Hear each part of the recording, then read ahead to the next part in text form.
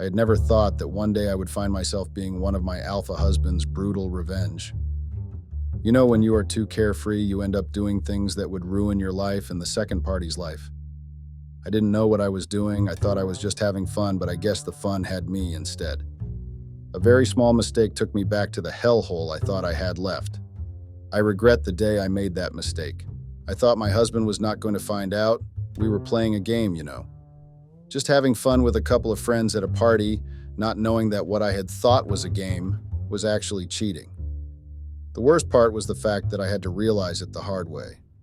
I was fooled by my friends and did things that I had thought were harmless and fun, only for it to ruin my life. I know someone who once had the same experience or had gone through the same situation that I was facing. How did you pick up the broken pieces and fix things regarding this situation? Let me tell you what happened. So I, F28, met this fine, handsome, and sexy man when I was visiting my aunt in Brooklyn for summer holidays.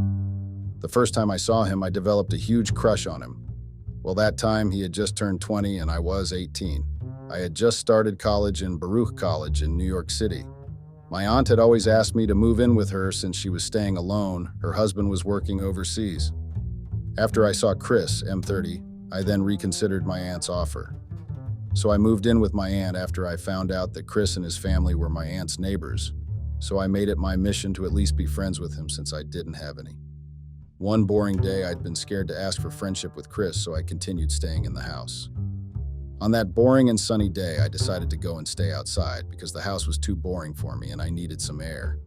So as I was still outside, Chris arrived, was going with his family. My heart started beating so fast that I even thought it would stop. I then stared at him, or better say drooled on him for a long time. This man was fine. His body structure was to die for, not to mention his voice and smile. God, I wanted to die. Anyway, I think he saw that I was looking at him. Then he approached me after he had offloaded the things they had come with. Since that boring day, we became friends. He has been attending New York City College of Technology. He was a computer geek, which explained why he went to the College of Technology. Our friendship got stronger each day, as much as I had a huge crush on him, but I had closed my crush feeling to a small cage. At least we were friends and we were spending more time together. I was not used to Brooklyn, so he would take me to different places to visit different ice cream shops. There was this weekend when he came to my aunt's house and asked me to accompany him somewhere. I didn't ask much, so I went with him, only to find out that we were going to Central Park, which was 35 minutes drive away from Brooklyn. We were actually going to have a picnic there, and it was really fun. That was the day we had our first kiss, and he tasted so sweet and soft. From that day, he told me that he had developed feelings for me, so he proposed to me to be his girlfriend. He didn't have to ask twice. I unlocked my crush feelings and agreed to be his girlfriend.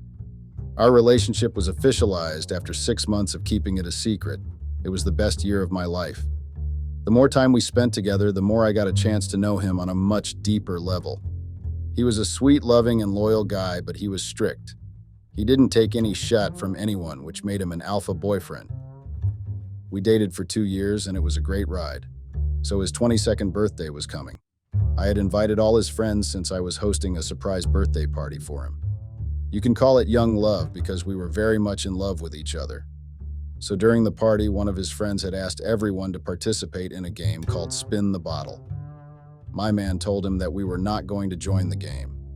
I didn't understand why, because the game looked fun except for the fact that if the bottle points in your direction and another person's direction, you had to kiss them or drink the undiluted vodka. But it looked really fun, so I wanted to try it. The following year, he proposed to me, and obviously I said yes. I saw the love of my life in him.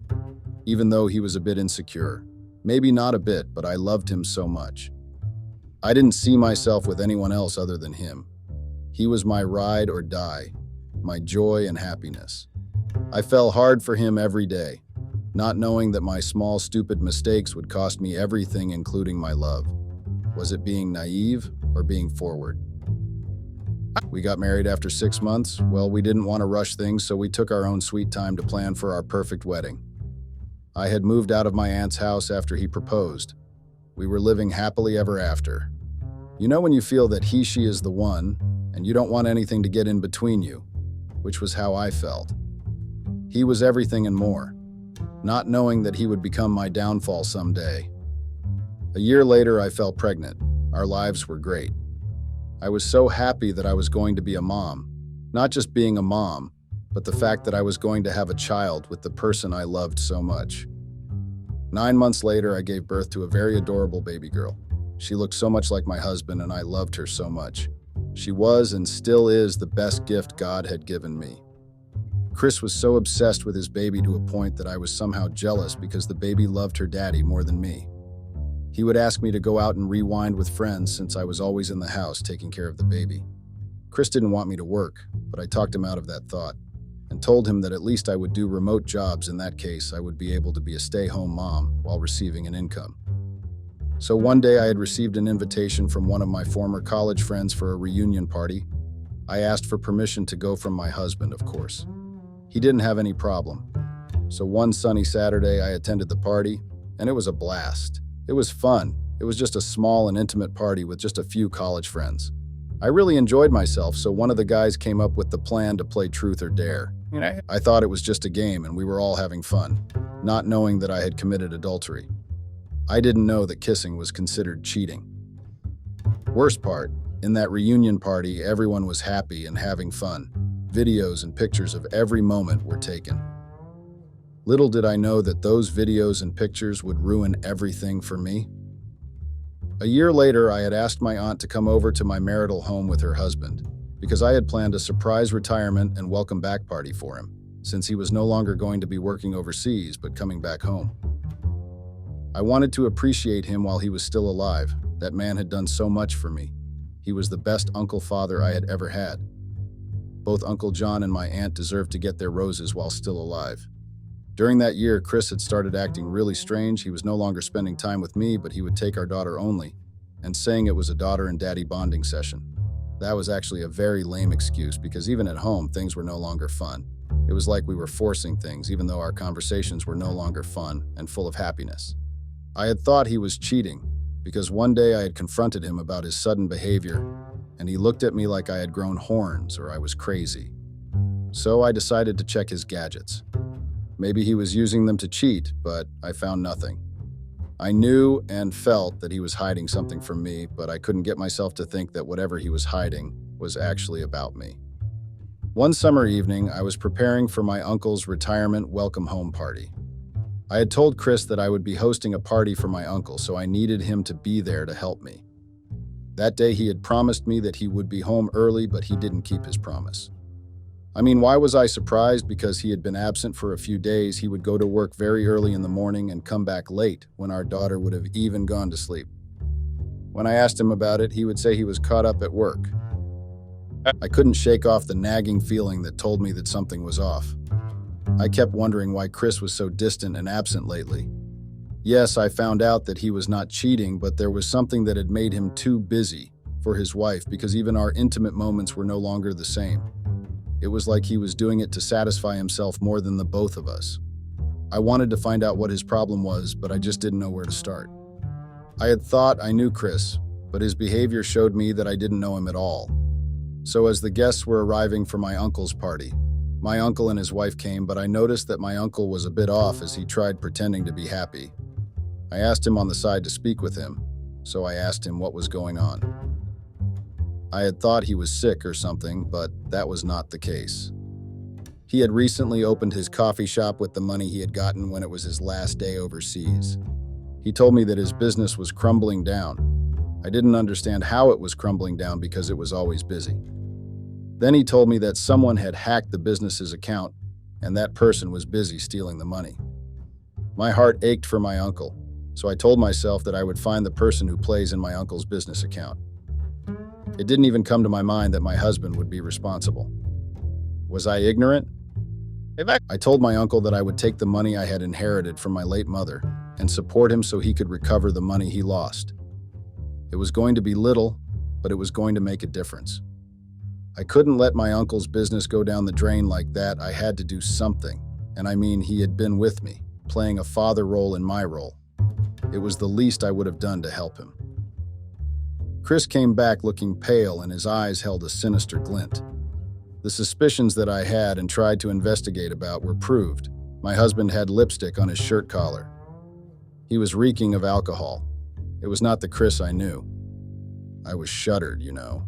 My world was shuttered at the fact that the feeling I had been trying to ignore had come to reality to hit me like a ton of bricks. Chris had been cheating on me, and my suspicions got proved. The bitterness of betrayal consumed me. I wanted to find out why he would do something so evil to me. I had thought we were happy, but I guess thoughts were not always right. Little did I know that the revenge I was seeking would backfire very badly. So I embarked on a relentless pursuit of the truth, unearthing a web of lies, infidelity, and corruption. With each revelation, my anger grew. I then discovered that Chris had not only been cheating on me, but had also orchestrated a plan to take advantage of my uncle's struggling business. I just couldn't believe it. It was really hard for me to believe that my loving husband would do something so evil to me and my uncle. My heart shattered, so I vowed to bring down both my cheating husband and the conniving individuals who had taken advantage of my family. Armed with my wit, resilience, and a newfound strength, I had set out a plan to expose the truth and divorce his ungrateful self. Did he do all that to make me suffer just because the only thing I did was to love him, or he married me or dated me just because he knew and saw that I had a crush on him? A lot of questions were running through my mind, and I couldn't find any answers for them. I even decided to be a stay-home mom just because I was respecting him since he wanted me to be a housewife. But we had spoken about that and came to an agreement that I would do only remote jobs, and he decided to do such an evil act on me. What did I do wrong to him? The way I was shuttered and disappointed led to not being a fully present mother to our daughter. He was still living in our marital home, and he never forgot to spend his time with his daughter, which was what I appreciated because I was not in my right state of mind to take care of the baby. He didn't know that I knew his plans and his infidelity, and I had to act accordingly, so I would confront him when I had got tangible evidence. A month later, we had been living like roommates in our house. Even our daughter had caught the thick tension that was in our home. My conscience kept telling me that my husband would never cheat on me. He loved me and our family so much for him to just destroy it like that if there was nothing going on. I suspected that maybe he was going through something. But would a person who was going through something cheat on you and plan to destroy your uncle's business? Everything was really confusing. So I decided to seek revenge on my uncle's behalf and try to bring back his business and the money he had lost. I should have known that Chris would use his immature computer geeks, he calls friends, to do his dirty business. What did I think exactly when it didn't come to me that the only person who would be able to pull that stunt? Another thing that had confused me was, why would my husband want to destroy my uncle? Did they have any beef that I didn't know about? My relentless pursuit of justice culminated in a confrontation that would change everything. Facing my husband, Chris, and the people responsible for my family's downfall. So I invited his friends for lunch at our home, of course, since Chris was also not working. It was a great time to unleash a storm of truth and retribution that left them all stunned. I knew they would not have expected me to know everything about their dark operation that was busy pulling my uncle's business account money. Chris was livid after I had dropped a bombshell on him and his friends and threatened to expose their operation if they didn't return my uncle's money that they had been taking. Later that evening, he came to our room and told me that we had to talk. I didn't allow him to, so I just looked at him with a go-ahead look. I didn't want to waste my voice talking to him, so he had to do the talking. I know I was not perfect also. I had not been faithful to my marriage. Not that I was cheating. I mean, sleeping with another man outside your marriage is considered cheating, right? Well, I didn't cheat. At least I thought I didn't, but I had a guy friend from college. Chris knew about our friendship even though he was not approving of it, but I had assured him that we were just friends. Nothing more. So me and this guy would be free with each other to a point that we somehow kissed, but that was it. Nothing else happened. Just kissing. So as he was talking and apologizing about what he had done to my uncle and promised to return every cent he had taken from his account, my heart was at ease. That night we had talked things through and ended up enjoying our intimacy. I had missed him a lot. I had missed our family's happy moments. I thought that we were past what had happened, even though I also had my own secrets, but they were not dark like his. A few months passed and our relationship was going stronger again. We were happy. Well, I thought we were not, knowing that the bastard had planned to destroy me.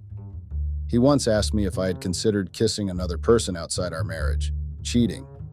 My opinion was that I didn't consider kissing as cheating because it didn't go with feelings, just a little fun here and there, but being intimate with another person outside our marriage would be considered cheating. Was I wrong? The answer he gave me was, which confused me because I had thought we were just having a conversation between married people. One cold summer weekend, I received a call from an unknown number. I was just chilling with my husband and our baby girl. The call left me devastated and lost. I didn't know what to do. I was told that my uncle and aunt were involved in a tragic car accident and none of them made it out alive. My world came crumbling down. I had lost the only people I had called family. They took me in and made me their child, since they had struggled to have children. So after the passing of my mother, they took it upon themselves to take charge of my well-being. I was really sad, so I went to the police department to ask further regarding their accident because I knew that my uncle was a very vigilant driver, so he would never be careless on the road, and that wouldn't have caused the accident. I was told that his car tires were tempered with. He didn't notice them, and it led to a car losing control, and there was a truck that came on the side coming in full speed and collided with my uncle's car on my aunt's side. They showed me pictures and the car was beyond recognition.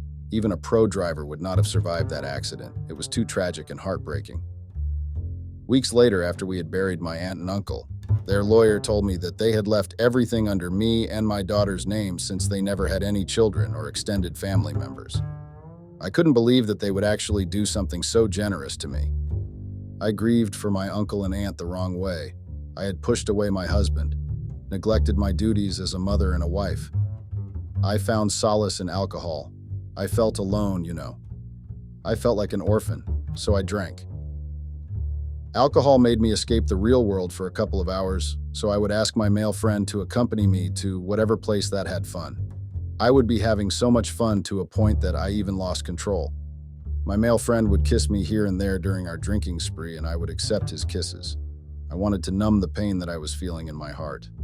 My husband was so patient with me, he even tried to get me help, but I didn't accept it. I didn't want any shrink to ask me to open up about my problems. I wanted my aunt and uncle. My husband was there and patient throughout my grieving process. A couple of months passed. I decided that I had to pick myself up and remember that I had a family that needed me. I almost lost myself because of grief. I had lost connection with my daughter. My husband was on the verge of giving up on me if I had continued with the way I was behaving. It is said that even a patient's heart loses its patience when there is no progress in what it holds. Little did I know that during the whole grief moment or term, my husband was actually aware of everything I was doing. I know that he was doing it to ensure my safety and well-being, but he should have talked me through everything or taken me to the rehabilitation center by force. I was not myself, and he used that to his own satisfaction and cruelty.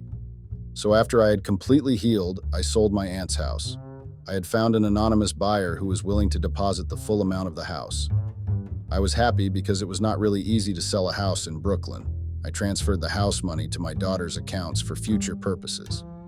Chris came with the idea that we should buy a new house, well, a bigger one than the one we had. So I agreed and moved to another place outside New York.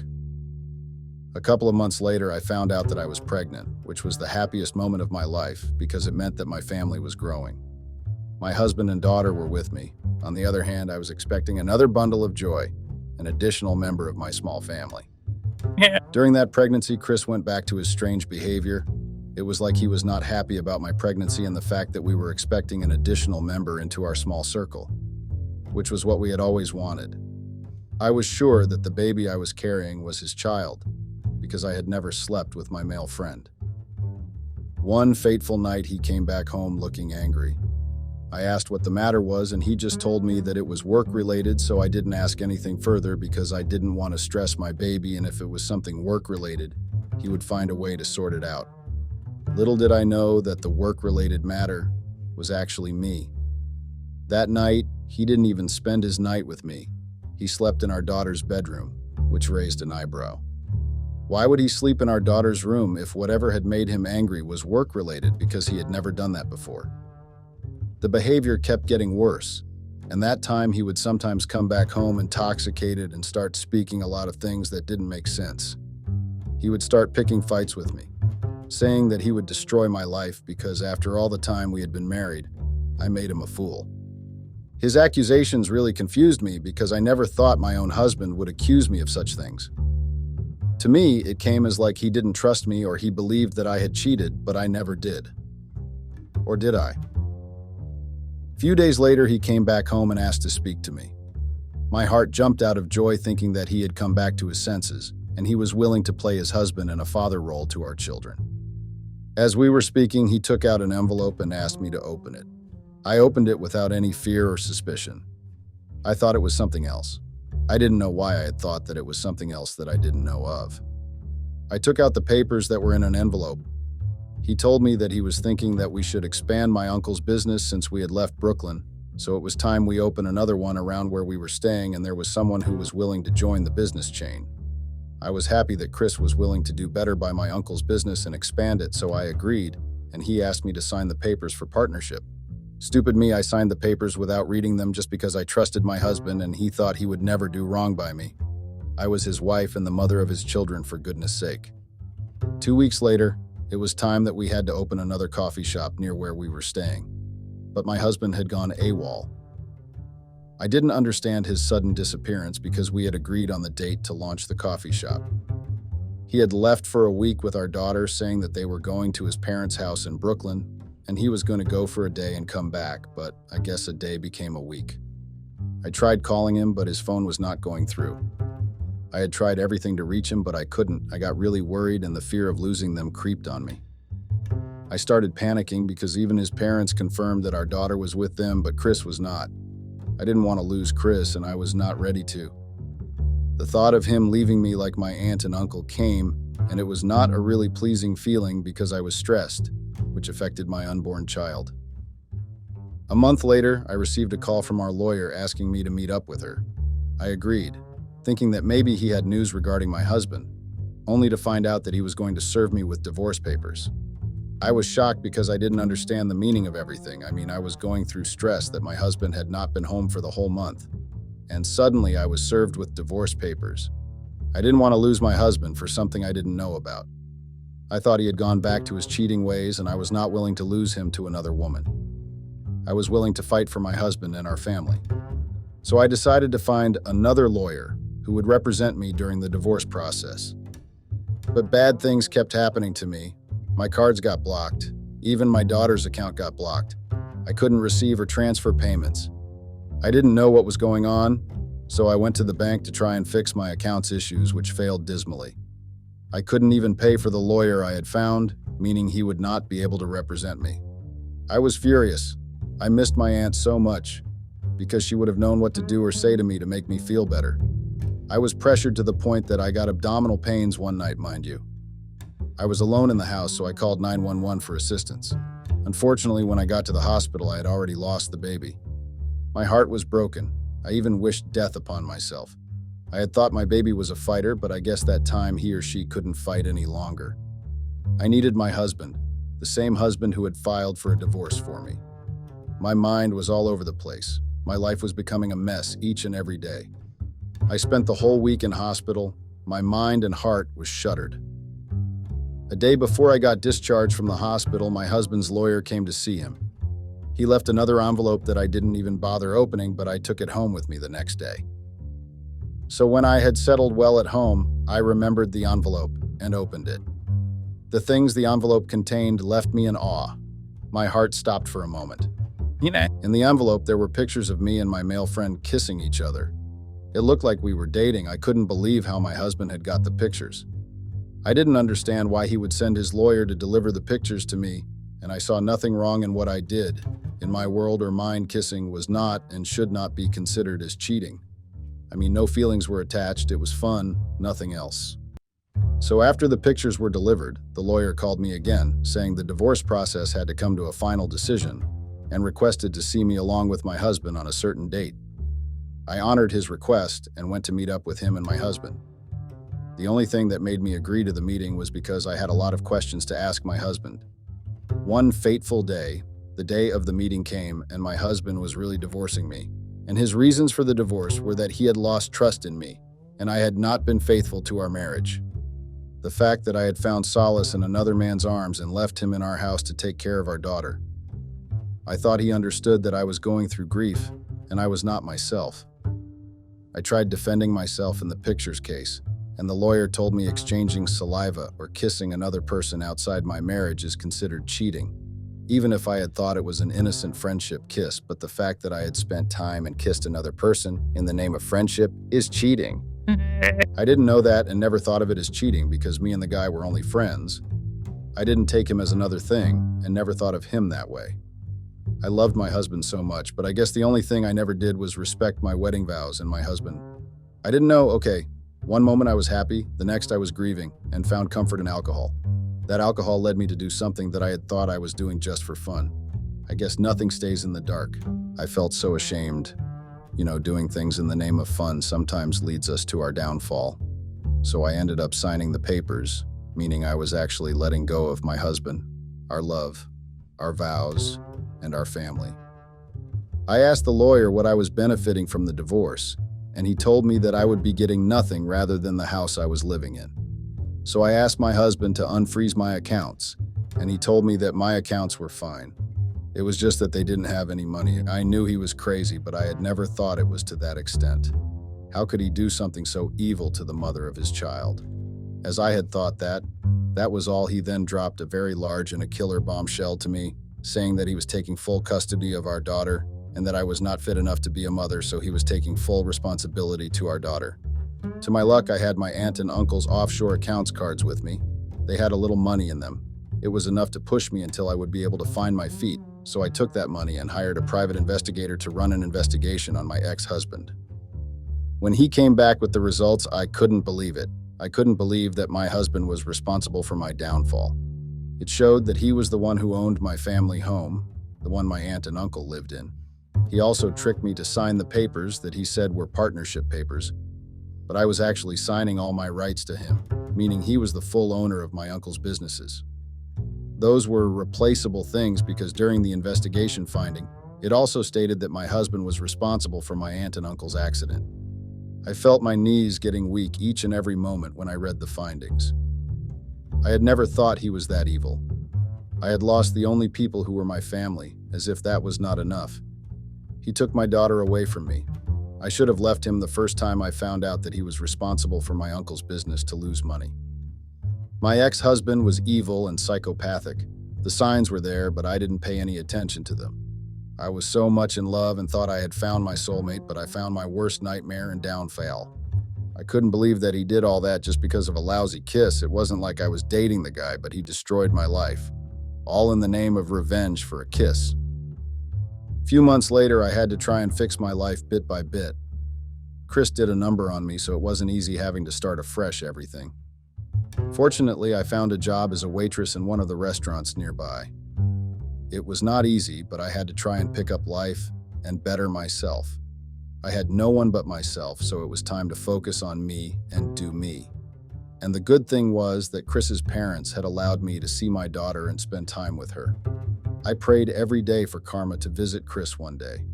Fortunately, it did. All his operations came out and he was arrested. I vowed to myself to never fall in love again or have a crush on someone. I have learned my lesson. Do you think I handled the whole situation better, or I was a coward and naive to allow Chris to destroy my life like that? Please advise me.